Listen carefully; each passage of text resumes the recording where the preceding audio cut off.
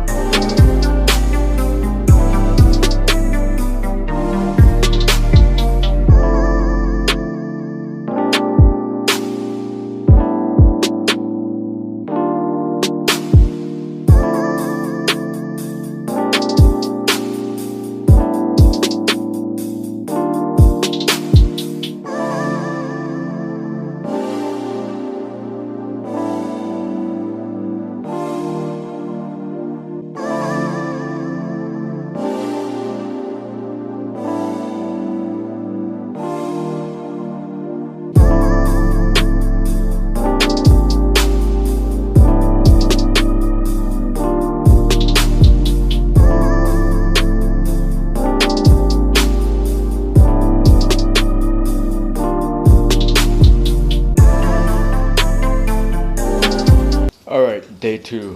So cleaning the outside. Now we're gonna move on to cleaning the interior. Normally this doesn't take 2 days to accomplish, but I got sort of sidetracked after I finished cleaning the outside, so I'm just gonna move on today to the interior and we'll get that shit cleaned.